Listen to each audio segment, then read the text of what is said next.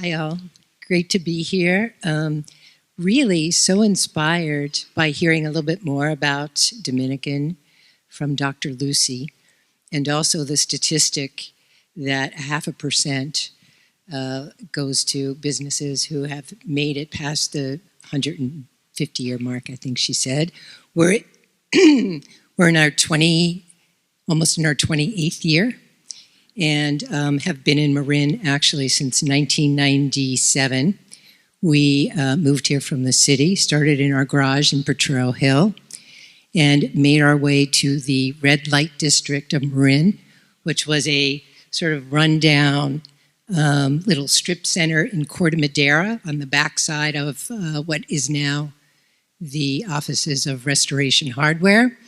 In '99, we bought a very rundown private label manufacturer that was actually in that little center where Restoration corporate offices are, and then moved up to San Rafael about 10 years ago to the old Industrial Light and Magic building, Lucas facility, where we manufacture all of our products. We have two brands, EO, excuse me, and Everyone, and 130 employees, and many, many stories to tell.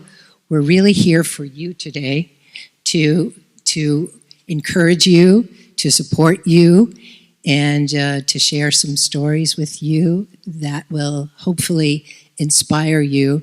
And as we all know, business and work has the possibility of making love visible and to be a force for good, because it's the way we live our lives, and the more integrated we are and can bring good to others and to the community. It's about service, it's about kindness, and it's about making the world a better place. So with that, I just would like to go around. Everybody tell a little bit about your story, and we'd like this to be interactive and answer any questions and really have a discussion for the short time we have together.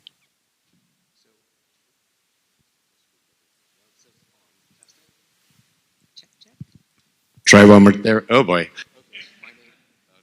Now down again. My name is Joe Salesky. Can you? Oh, there we go. I'll pull it further away. So my voice carries a little bit. So CEO of Fixing.World. It's been a wonderful journey. My journey in Marin started in 1973.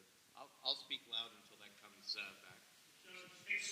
Yeah. There we go. Well, thank you, Zach.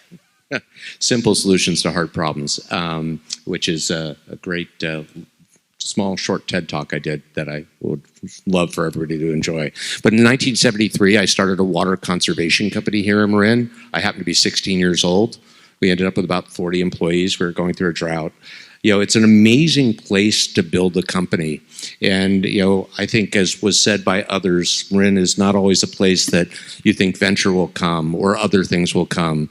But if you were to actually look at the history of Marin, so many times money has come to follow great intent and great purpose. So I think there is a huge opportunity here at ClairMail and others, and I'm happy to share more on the founder's journey. It's been 6 times for me. Yesterday happened to be my 61st birthday. If anybody is worried about being a founder later in life, I tell you, I don't see why anybody would ever stop.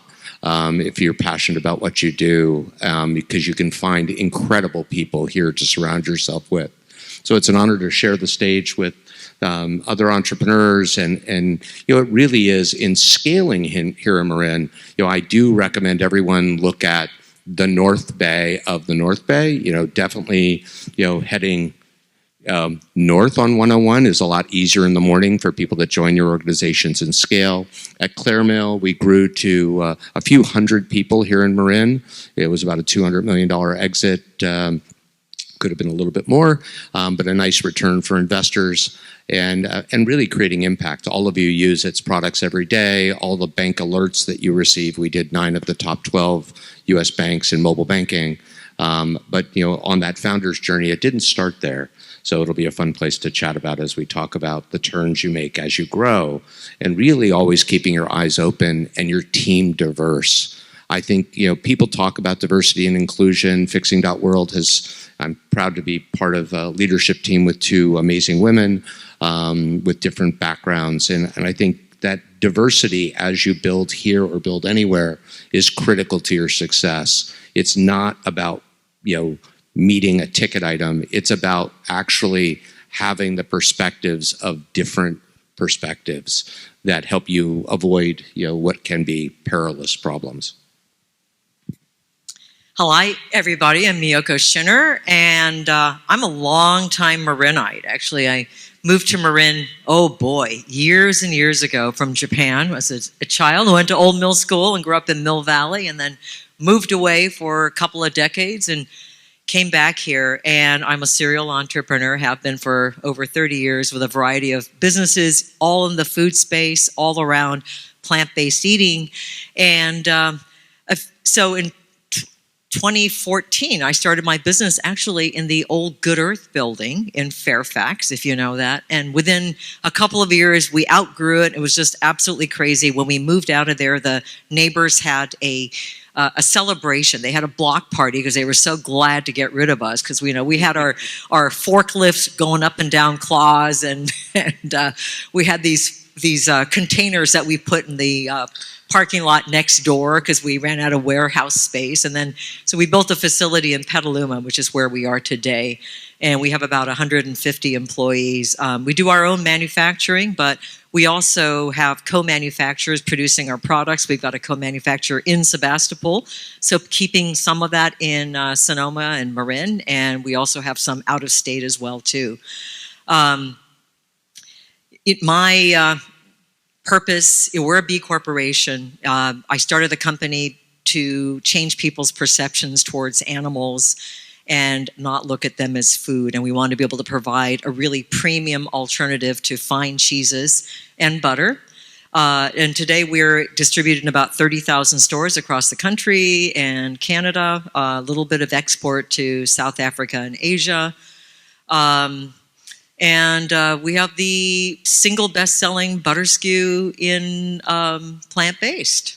Woohoo! Yeah. Is this good? It's working. Dave Buerger. I'm the co-founder and president of CuneXus. We are a software development firm out of Santa Rosa, producing lending automation software for banks and credit unions. And I am not a serial entrepreneur, at least not yet.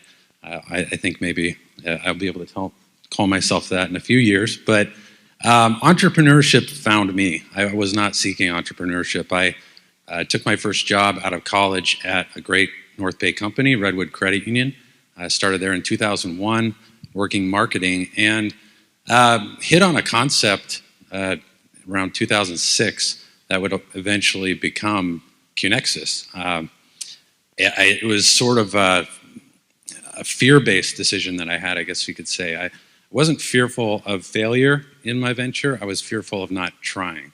I knew that the concept that I had in my head, I knew it would work.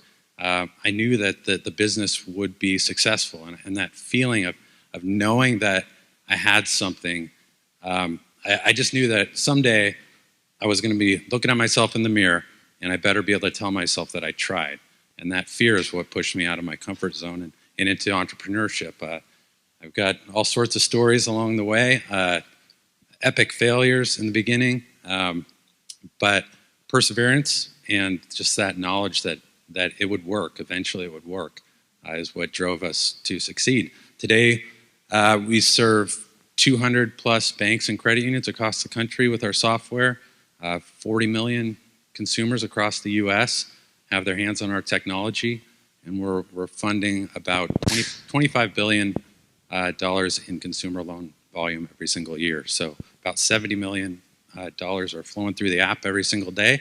It's just been an incredible journey. So hopefully anything I can provide can encourage you to get out of your comfort zones, go after your dreams, because it can happen. Yes, and I've always said, well, when I was like in my 30s and thinking about dating someone younger, I'm 66 now, so it's like a different.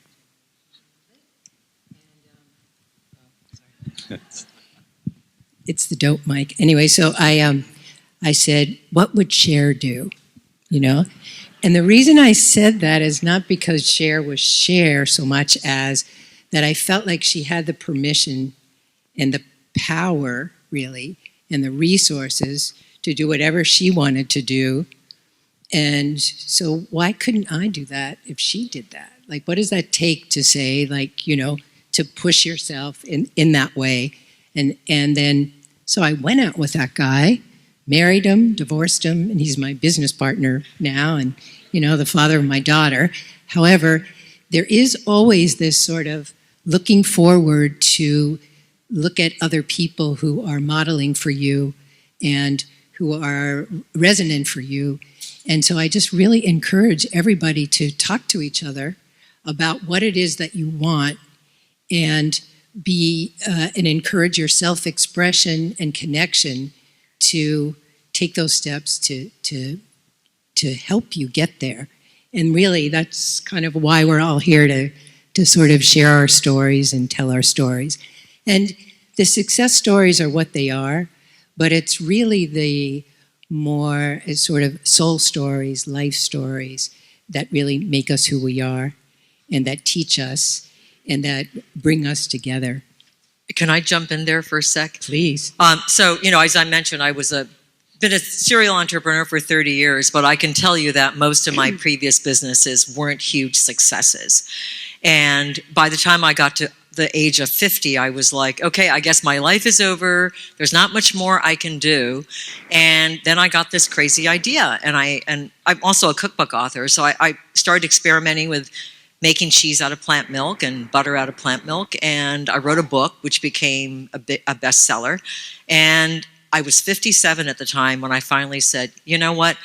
I've got to give it my last hurrah. I have to try one more time or I will never, ever be satisfied. And even though I had to gather up all my strength to start this business because I was certain that this one would fail just like every other business I had ever launched. But it was either now or never. And I just didn't think that I could, you know, go off into the sunset thinking that I hadn't given it my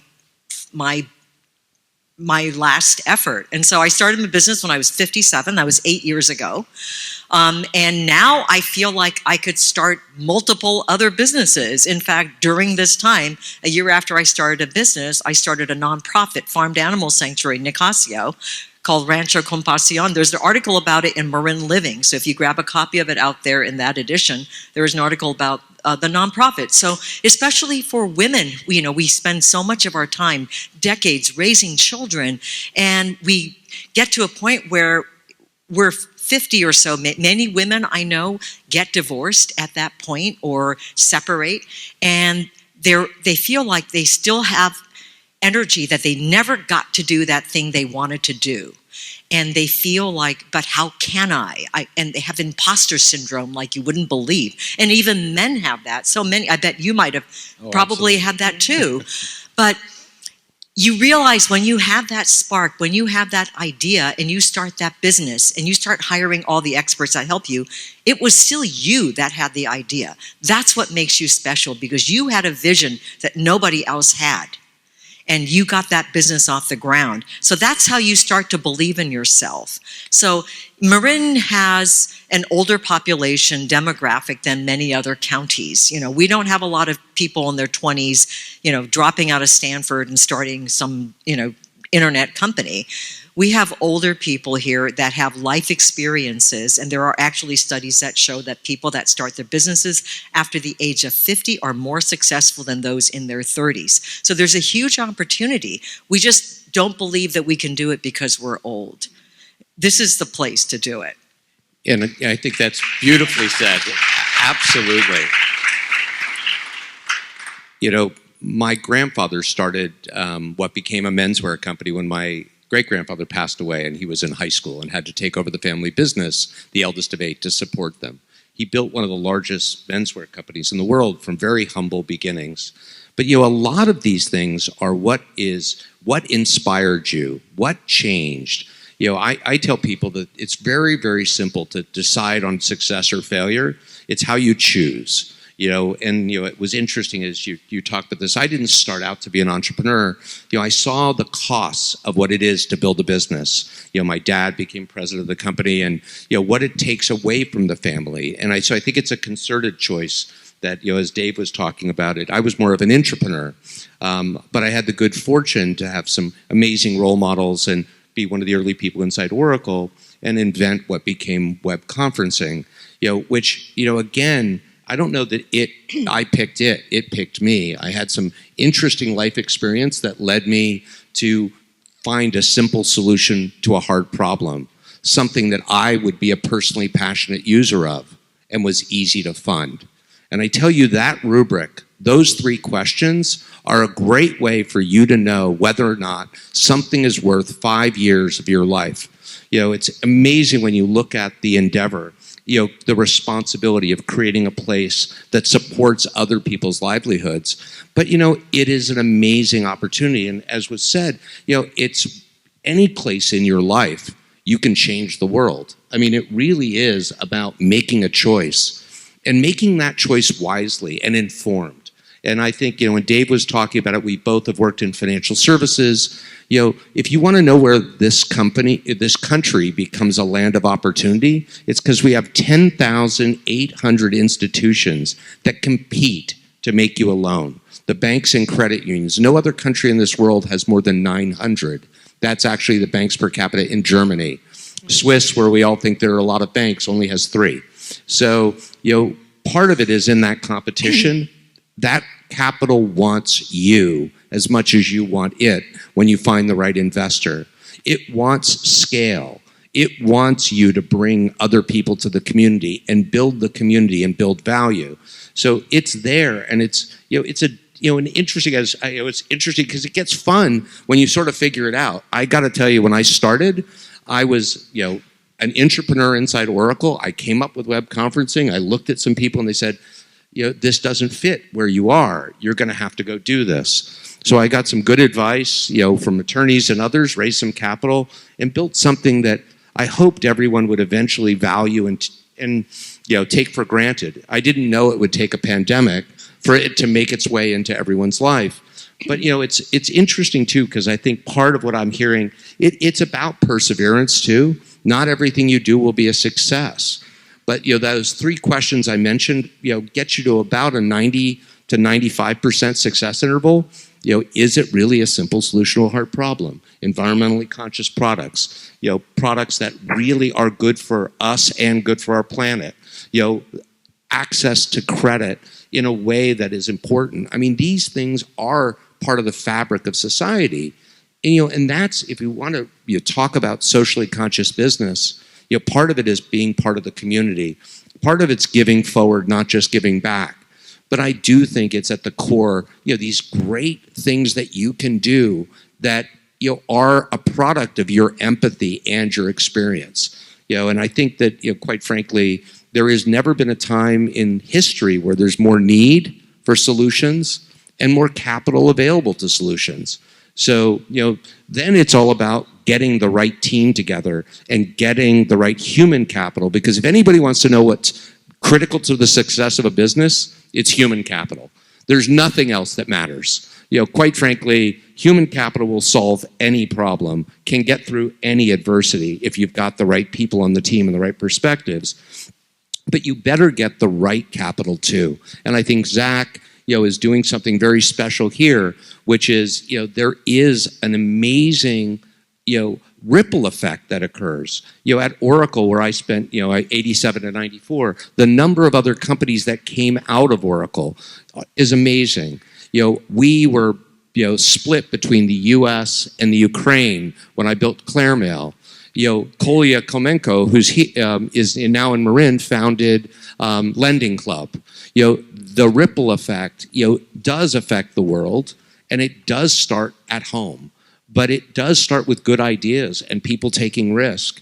But you know what? It's also fun. I mean, if people ask, when am I going to retire? I laugh and sort of say, when I'm dead. Because, I mean, where's purpose and profit? Yeah, I mean, I don't want to be bored. That would be terrible. It's funny. I'm going to hit on 2 of those things there. One is timing, right? You mentioned that web conferencing, that it took a pandemic to make it, thrust it into the limelight. Right now, that's how we conduct most of our business. For us, it was the recession.